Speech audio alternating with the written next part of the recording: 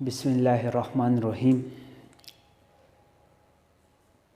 आज का जो हमारा टॉपिक है that is moles and Avogadro's number.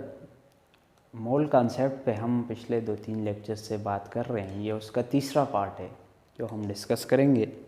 जैसा कि मैंने आपको बताया था, मोल इतना बड़ा टॉपिक है या इतना बड़ा चैप्टर है, अगर हम इसको जितना भी डिस्कस करें, अगर हम इस पे 4-5 क्लासेस कंसेक्टिव भी लें तो ये इसके तमाम आस्पेक्ट क्लियर करना उन 4-5 क्लासेस में भी मुश्किल होगा। लिहाजा हम ऐसा करते हैं कि जो फर्स्ट ईयर की जो हमारी कोर्स है उसके लिहाज से जो चीज़ें इम्पॉर्टेंट हैं उनको ही हम सीखेंगे, उनको ही हम डिस्कस करेंगे। तो आज ये जो पार्ट 3 होगा, ये लास्ट पार्ट होगा मोल का, जिसमें हम कुछ चीज़ें डिस्कस करेंगे। तो स्टार्ट करते हैं, लेकिन उससे पहले अगर आपने हमारा चैनल नहीं सब्सक्राइब किया तो सबसे पहले आप उसे सब्सक्राइब करें कि आपको कोर्स वाइज डेली बेसिस पे लेक्चर्स मिलते रहें, और बेल आइकन्स को प्रेस करें कि आपको नोटिफिकेशन मिले कि नई वीडियो आ चुकी है।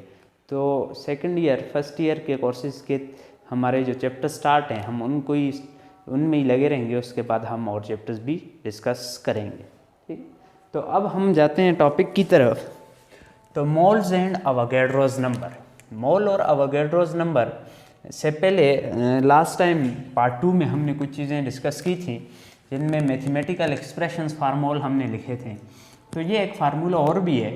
अगर आपके पास कोई भी सब्सटेंस वॉल्यूम गिवन है तो आप उसके मोल कैसे निकालोगे? जितना वॉल्यूम है डेसीमीटर क्यूब की यूनिट में, उसको डिवाइड कर दो उसके मोलर वॉल्यूम पे, और किसी भी गैस का जो मोलर वॉल्यूम होता है वो 22.4 डेसीमीटर क्यूब होता है।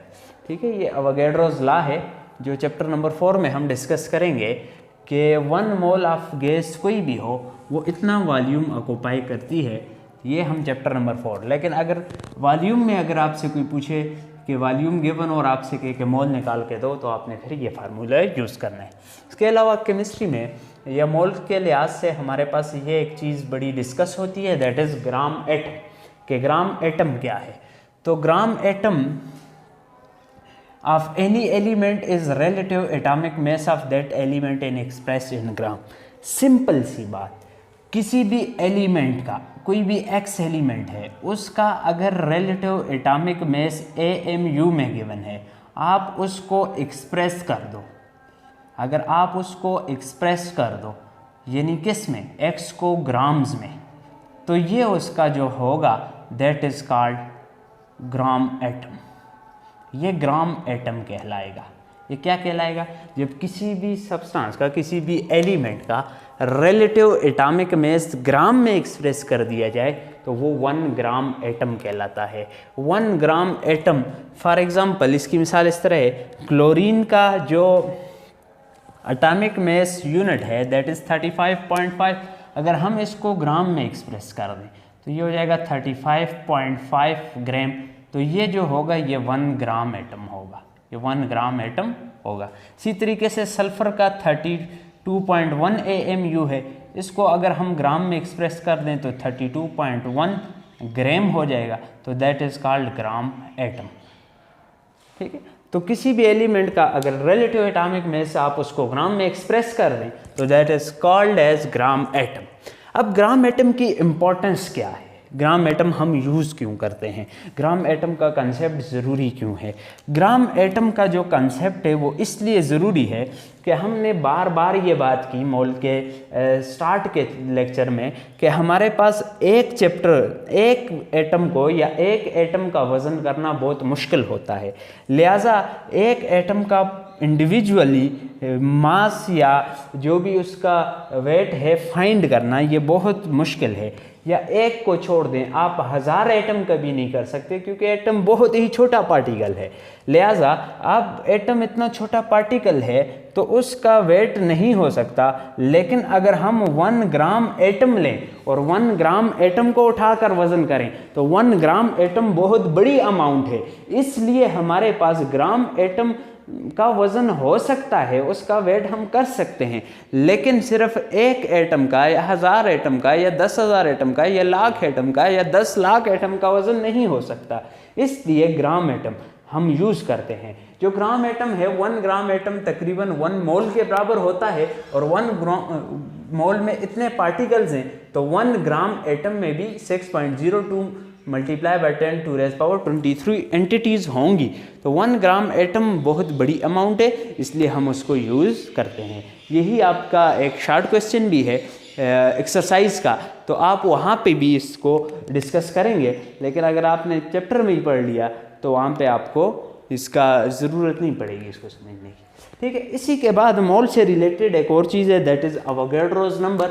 अवोगाड्रोस नंबर क्या है? ये जो हम 6.023 यूज़ करते हैं, that is called as Avogadro's number. यही अवोगाड्रोस नंबर है।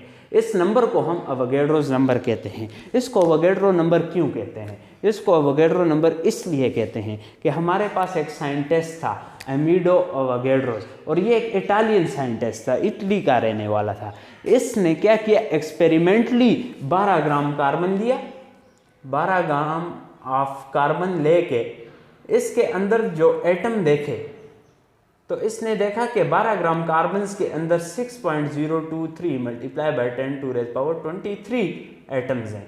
उसके बाद इस नंबर को इसने नाम दे दिया कि ये अवोगाड्रोस नंबर है, और बाकी जो कैलकुलेशंस की हैं इसने, तो उससे फिर मोल का और अवोगाड्रोस नंबर का रिलेशनशिप निकाला, जो हमने डिटेल से पार्ट 1 और पार्ट 2 में डिस्कस किया है। ये एक्सपेरिमेंटली इसने स्पेक्ट्रोस्कोपी के एनालिसिस से ये कैलकुलेट किया था, और जो हमारे पास अवोगाड्रोस नंबर है उसे रिप्रेजेंट किया जाता है Na से।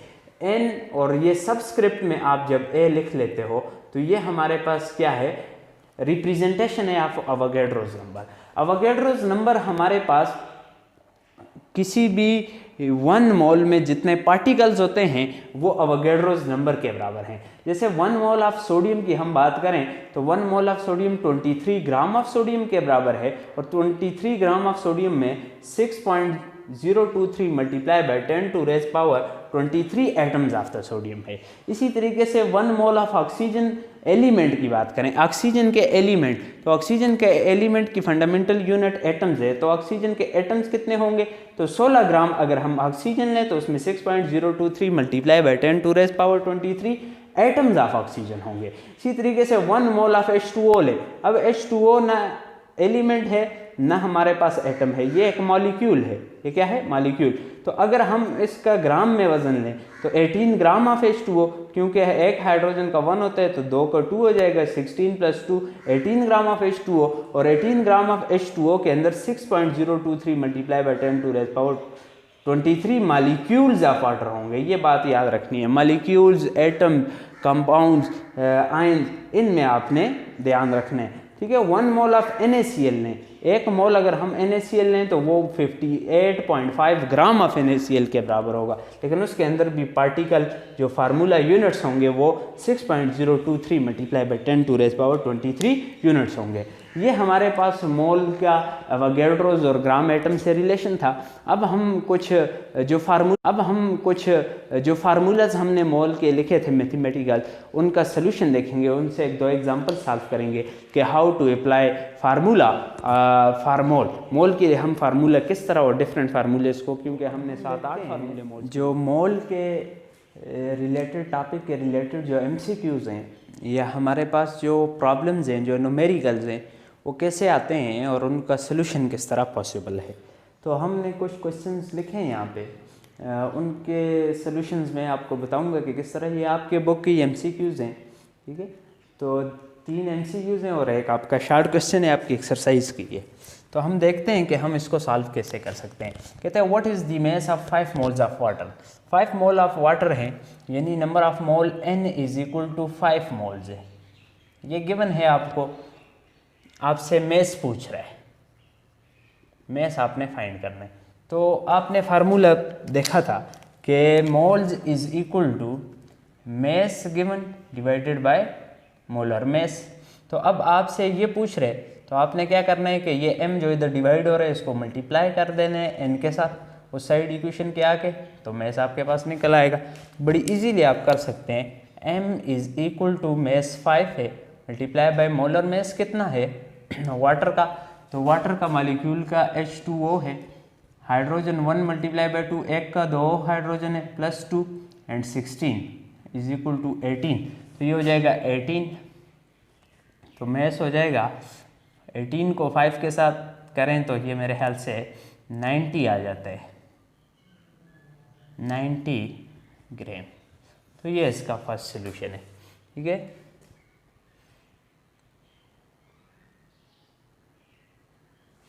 इसके अलावा हमने दूसरा देखना है कि number of molecules in 22 gram of, अब नंबर ऑफ मॉलिक्यूल्स का पूछ रहे हैं, तो नंबर ऑफ मॉलिक्यूल्स का मैंने आपको बताया था कि number of particles divided by Avogadro's number is equal to number of moles. अब नंबर ऑफ मॉलिक्यूल्स पूछ रहे 22 ग्राम में, ठीक है। ये तो फार्मूला है, आप इसको एक शॉर्ट ट्रिक से भी कर सकते हो। देखो 44 ग्राम ऑफ कार्बन डाइऑक्साइड बराबर होता है 1 मोल ऑफ कार्बन डाइऑक्साइड के, तो 44 ग्राम ऑफ कार्बन डाइऑक्साइड बराबर हो जाएगा 6.023 multiply by 10 to raise power 23 molecules of carbon dioxide. अब बात आसान हो गई है। अब जो 22 ग्राम है ये 44 का हाफ है, तो ये 44 को 2 पे डिवाइड करो तो 22 ग्राम ऑफ कार्बन डाइऑक्साइड हो जाएगा। इसको भी आप डिवाइड कर दो 2 पे, तो ये बन जाएगा 3 point something multiply by 10 to raise power 23 molecules. तो इसको डिवाइड करने से जो भी आंसर आएगा तो उतने ही तो हमारे पास 22 ग्राम ऑफ कार्बन डाइऑक्साइड में। आप नंबर ऑफ पार्टिकल्स का फार्मूला भी लगा के कर सकते हैं।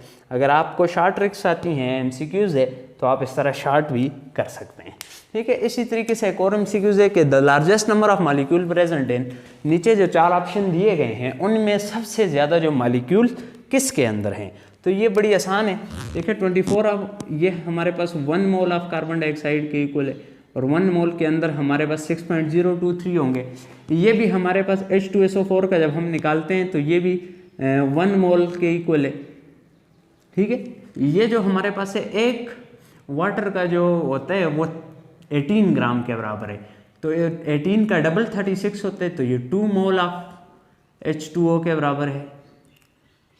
और ये हमारे पास ग्लूकोज है, तो ग्लूकोज 180, तो ये भी 1 मोल ऑफ दिस के बराबर है। अब देखो सब में 1 मोल है लेकिन इसमें 2 मोल है। इन सब के अंदर 6.023 multiply by 10 to raise power 23 होंगे, लेकिन इस केस में 2 मोल्स वाले केस में 2 multiply by 0.23 multiply by 10 to raise power 23 molecules होंगे। तो सबसे ज़्यादा जो मॉलिक्यूल्स होंगे वो इस ऑप्शन में होंगे, तो that option will be the correct option. इसी तरीके से एक और टाइप के एमसीक्यूज है कि कहते हैं the mass of 5 moles of an element is x। 5 moles of element है, कोई भी x एलिमेंट है, उसके 5 मोल का जो मेस है वो कितना है 60 ग्राम। मेस हमारे पास 60 ग्राम है, ठीक है। Calculate the molar mess, molar mess आपने फाइंड करना है और नंबर ऑफ मोल्स आपको 5 गिवन है। अब मोलर मेस किस तरह फाइंड करेंगे, नंबर ऑफ मोल्स, और इस एलिमेंट को नाम भी देना है, तो mass divided by molar mass, तो n is equal to mass इसका कितना है, इस 5 यहाँ पे मल्टीप्लाई हो रहा है, m को हम इस साइड पे लेंगे तो 5 multiply by m multiply by 5 is equal to 60। अब नेक्स्ट स्टेप में हमने m की वैल्यू फाइंड करनी है, तो m 5 मल्टीप्लाई हो रहा है तो ये डिवाइड हो जाएगा, तो ये हमारे पास आ जाएगा 12 ग्राम पर मोल। तो 12 ग्राम पर मोल हम पीरियोडिक टेबल में देखते हैं, तो ये 12 ग्राम पर मोल जो मोलर मेस होता है ये किसका होता है, कार्बन का होता है। तो हमारे पास 12 ग्राम पर मोल किसका मोलर मेस है, कार्बन के, तो एलिमेंट को नेम भी दे दिया और मोलर मेस भी हमने कैलकुलेट कर लिया। इसी तरीके से आपके जो एक्सरसाइज है और आपके जो बुक की एग्जांपल्स हैं वो आप सॉल्व करें। जो भी डिफ़िकल्टी आपको आती है तो आप कमेंट सेक्शन में उसे पूछ सकते हैं और हमारे चैनल को सब्सक्राइब करें कि आपको मज़ीद इससे अच्छी वीडियोस मिल सकें। और जो भी प्रॉब्लम हो आपको इससे रिलेटेड तो कमेंट सेक्शन में आप